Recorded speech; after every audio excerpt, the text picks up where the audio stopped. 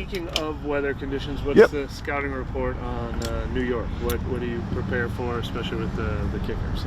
Yeah, I think, we'll start by saying this. The early forecast is for December. The weather and the forecast that we're getting there looks like it's going to be excellent. Anytime you can get a 4 in front of it in New York in December, that's a good thing. So, but, we got outside. We got those guys some work yesterday out here. We kicked and punt. We'll do the same thing again tomorrow.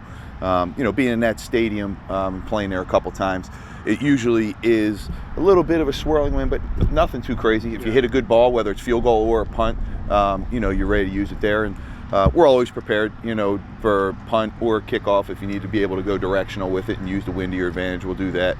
But I don't think those guys trusting their process, hitting a good ball, it'll be fine. They can't overthink it, and they'll be all right. How do you see Matt's progress just kind of throughout the season? Yeah, look, I think Matt's getting better and better. I think he's figured out his routine. And one of the things for young guys when they come into the league is they ended their senior year of college, right? Then they trained nonstop for the pro days or for the combine. And then they get the OTAs and they're kicking. So they've kicked a lot. And really for us, it's kind of lessening him and getting good quality and not overdoing it, not fatiguing him. We don't want him to be hitting too many balls. But I think he's getting better and better.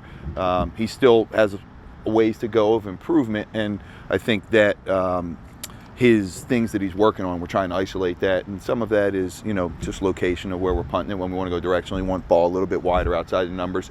I also think he's done a good job. I know he wishes he had that punt back last week that hit on the 14. He'd like that, 4 or 5, 6 yards deeper.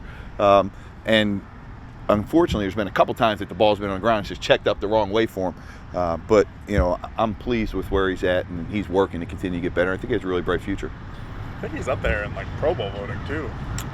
Yeah, I don't even know how the Pro Bowl voting works, but I do know he's up there with punts inside of the 20-yard line. He's got a whole lot of those, and so that's a good thing. And really, when it says punt inside the 20, we want to punt inside the 10. We would like to force them to make a decision. Are they going to fair catch the ball in the 7 or 8, or let it go and let our gunners down it?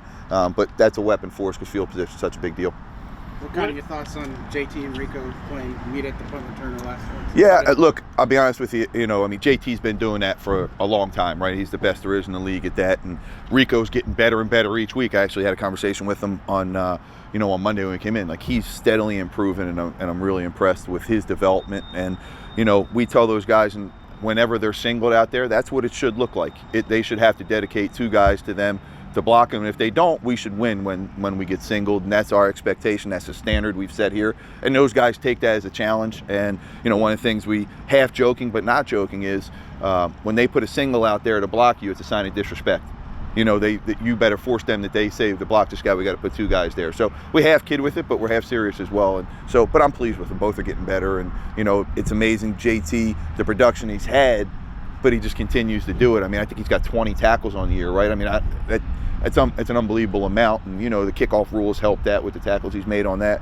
But I really like the leadership that JT shows, and he's passing that on to the younger guys. And there's a lot of things behind the scenes that go on, and every Saturday morning, JT runs a special teams meeting with the guys that are on the core special teams, and that's not with the coaches there. And it's maybe 20 minutes, a half hour, and just hitting each phase as a reminder. And he's teaching those guys little ins and outs of how to play the phase. He's spent a lot of time with Rico at gunner and just kind of giving him some of his tips there. And we got a lot of guys in our room like that. I saw yesterday out here, I thought it was really cool. Ugo stays after and he catches punts, and all of our punt returners do. And he kept Rico out there with him. So as he was catching punts off the jugs, he was helping Rico kind of come to balance and not overrun the returner, and just a couple practice reps. And I think that's the culture and standard that we have here, special teams wise, and I really appreciate those guys taking the extra stuff and doing that for us. Back to Matthew, I know the talking points with him where he has a lot of tools in the kit. Mm-hmm. What have you guys honed in on that he does really well? What style of punting, or how many different styles do you like him to have up for a game, I guess? Yeah, look, I think there right now we are, let's just say there's 2 styles. There's his spiral ball, and then there's his flip-flop ball. And there's a couple ways of getting to that, right? The traditional standing back there, our traditional punt, and he's able to hit, to spiral both ways. And I think that's where we talked about a little bit of his consistency of a little bit wider when he hits the directionals on a couple of them. And then his flip-flop ball is pretty impressive, right? He's able to hit that left. He's able to hit it back right. He's able to hit that on the move. One of the things that we've practiced, and I think we've only done it like once or twice in a game, is his rollout, but hitting the spiral, so being able to do both of those. And I think his athletic ability helps that. And I think it, not only does it help him, I think it helps us. It helps our protection. It helps schematically of what teams have to prepare for. They got to spend a lot of time preparing for those different things. You throw in a couple fakes that we've run, and now teams have to be able to, well, I don't know if I really want to run this rush against them because they may run this fake and we're not sound there. And so, but he's a weapon for us, and he's going to continue to get better. Was the fake punt that you ran this past week, was that something you went into the game knowing that you could potentially turn to if you?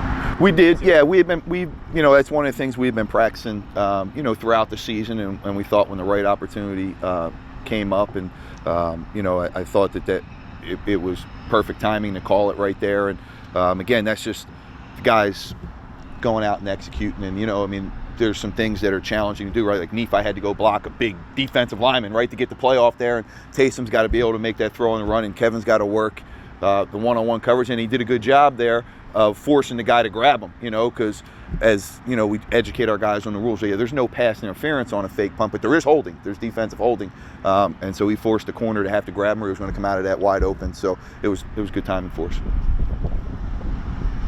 All good? Awesome. Thanks, guys. Appreciate you.